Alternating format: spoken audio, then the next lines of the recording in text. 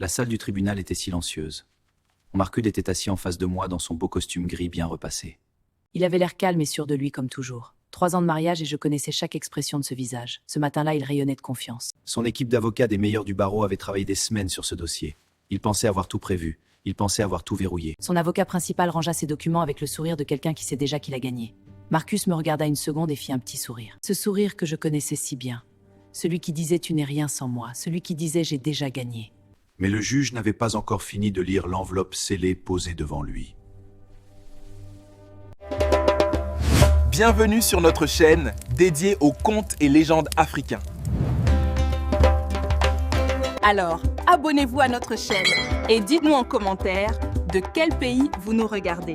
Merci beaucoup. Je m'appelle Sarah.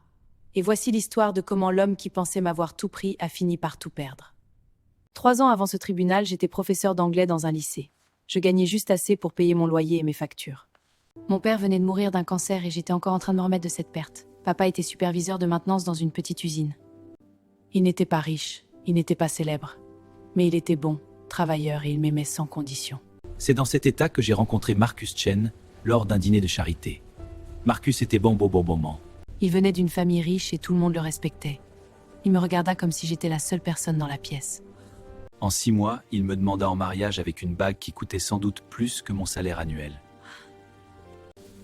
Je dis oui, en pensant que j'avais trouvé mon prince charmant. Je me trompais. Au début, tout semblait parfait. Les dîners dans les grands restaurants, les voyages, les cadeaux. Marcus me faisait sentir spécial. Mais après le mariage, quelque chose changea doucement, comme une lumière qui baisse peu à peu sans qu'on s'en rende compte. Les premières remarques arrivèrent rapidement. Quand ses collègues venaient dîner et demandaient ce que je faisais, Marcus répondait avec un sourire. « Oh, Sarah est juste professeure. Elle s'occupe de ça pendant que moi je fais le vrai travail. » Le mot « juste » me frappait à chaque fois. Juste professeur. Je voulais juste parler de mes élèves et partager une idée. Chérie, laisse parler de mes élèves ou de partager une idée à table. Marcus m'interrompait. Ses amis riaient. Moi, je souriais et je retournais à la cuisine avaler ma honte. Il ne manquait jamais une occasion de me rappeler mes origines. Ton père était ouvrier, c'est bien. Tout le monde ne peut pas réussir comme ma famille. Quand je pleurais en pensant à papa, Marcus soupirait. Sarah, tu dois avancer. Rester dans le passé ne changera pas qui tu es. Il disait ça comme si être la fille de mon père était quelque chose dont je devais avoir honte. Mais mon père m'avait appris quelque chose que Marcus ne comprenait pas. La valeur d'une personne ne se mesure pas à son compte en banque. Elle se mesure à son caractère. Une de mes élèves, Maria, traversait des moments très difficiles à la maison. Ses notes chutaient, tout le monde avait abandonné, pas moi. Je restais après les cours pendant des semaines pour l'aider. Elle me serra dans ses bras en pleurant. « Madame Sarah, vous avez changé ma vie. Vous n'avez jamais abandonné. » Ces moments-là me rappelaient qui j'étais vraiment.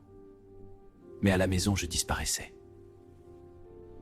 Marcus me convainquit peu à peu que j'avais de la chance qui m'ait choisi, que personne d'autre ne voudrait d'une simple professeure sans famille riche. Je commençais à le croire.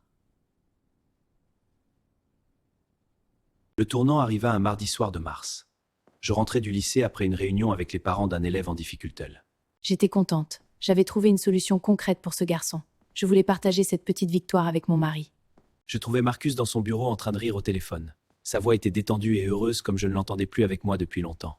Je m'approchais sans faire de bruit et je m'arrêtais dans le couloir. « Oui, je comprends. Je vais m'en occuper. »« Fais-moi confiance, David. Elle ne sait rien du tout. Elle est tellement naïve, c'est presque touchant. Elle croit vraiment que je l'ai épousée par amour. » Il rit encore, ce rire froid et satisfait que je n'avais jamais entendu avant. « Bien sûr que j'ai fait signer un contrat prénuptial. Tu me prends pour un idiot ?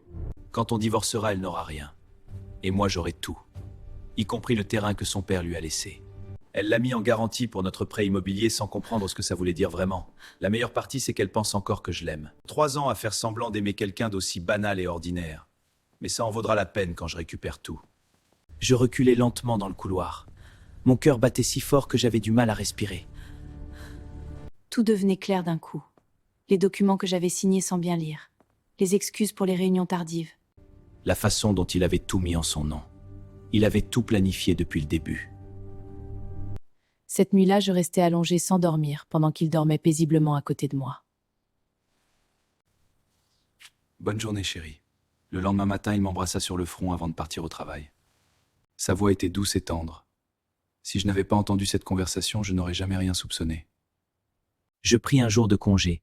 Je passais toute la journée à lire et relire tous nos documents financiers en prenant des notes. Ce que je découvris me fit froid dans le dos et me serra l'estomac.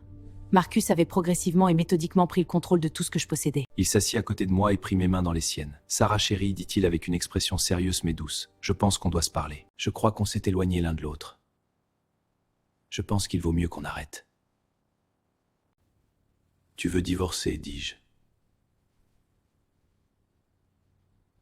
Il hocha la tête. « J'ai déjà parlé à mon avocat. Ce sera simple et rapide. Tu n'auras pas à t'inquiéter des frais juridiques. » Il posa un dossier beige sur la table. « Il te suffit de signer et on peut tous les deux avancer. » Je regardais le dossier. « Et le terrain de mon père ?» Son expression hésita une fraction de seconde. « Sarah, nous en avons déjà parlé. Ce terrain est en garantie pour le prêt. Quand on vendra la maison, il faudra régler cette dette. Mais le règlement s'occupera de toi. » Il mentait avec une fluidité qui me fit peur. Si je n'avais pas entendu cette conversation au téléphone, j'aurais peut-être signé ce soir même. « J'ai besoin de temps. » Il sourit légèrement. « Bien sûr, chérie. » Mais mon avocat dit que plus tôt on fait ça, plus ce sera facile pour nous deux. Pour nous deux. Ces mots sonnèrent creux dans ma tête. Le lendemain, je pris rendez-vous avec une avocate spécialisée en droit de la famille. Elle s'appelait Margaret Willis, une femme dans la cinquantaine, directe et sans pitié pour les mensonges. Elle écouta tout sans m'interrompre. Puis elle dit « Sarah, je vais être honnête. Si vous avez signé tous ces documents, la bataille sera difficile. » Mais dites-moi tout sur ce terrain. Pourquoi votre père l'a-t-il acheté ? C'est une question complexe. Je haussai les épaules. Je ne sais pas vraiment. Il n'en a jamais rien fait. C'est juste un terrain vide avec une vieille grange. Marcus m'a dit qu'il ne valait pas grand-chose. Est-ce qu'on a déjà fait une évaluation officielle de ce terrain ? Non, répondis-je. Je pense qu'on devrait faire ça immédiatement. Et je veux aussi examiner les finances de votre père en détail. Parfois, il y a des surprises. Je suis certaine qu'il y a quelque chose. Je quittais cet avec intéressant. Qu'est-ce que Margaret pouvait bien trouver ? Sarah, asseyez-vous. J'ai 2 choses importantes à vous dire. Premièrement, ce terrain n'est pas juste un terrain vide. Il y a un gisement de gaz naturel en dessous. Une compagnie d'énergie essaie d'acheter les droits miniers de cette zone depuis 5 ans. Ce terrain vaut environ 12 millions d'euros. Je ne puis pas parler pendant plusieurs secondes. Deuxièmement, continua Margaret, votre père a créé un compte en fiducie pour vous avant sa mort. Il dormait depuis des années parce que la banque ne vous trouvait pas avec votre nouveau nom de femme mariée. Avec les intérêts composés et des investissements très judicieux, ce compte contient maintenant plus de 2 millions d'euros. Votre père vous a légué une somme importante. C'est impossible, soufflai-je. Mon père vivait d'un salaire à l'autre. Votre père vivait simplement, mais il investissait régulièrement de petites sommes depuis des décennies. Il comprenait l'argent mieux que la plupart des gens riches. Et il y a une lettre jointe au document du compte. Il voulait s'assurer que vous seriez protégé si jamais quelque chose lui arrivait. Il y a autre chose, Sarah. La fiducie est structurée de façon à ne jamais faire partie des biens matrimoniaux. Votre père avait apparemment anticipé que quelqu'un pourrait essayer de profiter de vous. L'accès est réservé à vous seul, après vos 30 ans ou en cas de divorce. Il savait, murmurai-je. Oui, dit Margaret doucement. Il vous protégeait encore. Ne dites rien à Margaret me conseilla de ne rien dire à Marcus sur la valeur réelle du terrain ni sur la fiducie. Laissez-les croire qu'ils gagnent. Ça rendra la révélation encore plus forte. Le jour du tribunal arriva. Marcus débarqua avec toute son équipe juridique dans leurs beaux costumes. Il me regarda avec ce mélange de pitié et de satisfaction que je connaissais si bien. Votre honneur, mon client est prêt à offrir un règlement généreux malgré le fait que Madame Chen n'a pratiquement rien apporté au bien commun. Le terrain hérité de son père est une garantie pour le prêt immobilier et doit être vendu pour rembourser la dette conjugale. Marcus hocha la tête avec l'air d'un homme raisonnable et patient. Puis Margaret se leva. Votre honneur, il y a des faits concernant l'héritage de ma cliente que nous devons clarifier. Elle ouvrit son dossier et sortit les documents. Ce terrain que M. Chen souhaite vendre pour rembourser la dette conjugale a été évalué à 12 millions d'euros. La couleur quitta le visage de Marcus d'un seul coup. Son avocat laissa tomber son stylo. De plus, continua Margaret, le père de ma cliente a créé une fiducie spécifiquement protégée contre tout partage matrimonial. Cette fiducie contient plus de 2 millions d'euros.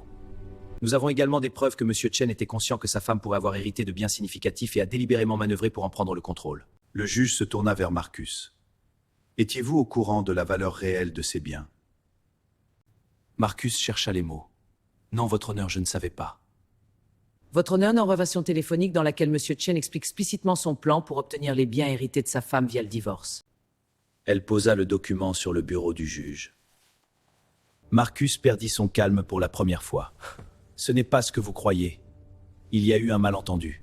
Le juge leva la main pour le faire taire. Puis elle parla posément. Madame Chen, le terrain et la fiducie sont clairement vos biens propres. Ils restent entièrement en votre possession.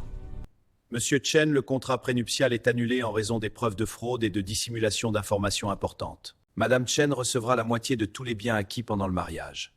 Vous paierez également ses frais juridiques. La mâchoire de Marcus tomba. Sarah, on peut encore régler ça. C'est un malentendu. Je me retournai et le regardai vraiment pour la première fois. Je t'ai entendu, Marcus. J'ai entendu ta conversation. Tu as dit que j'étais facile à contrôler.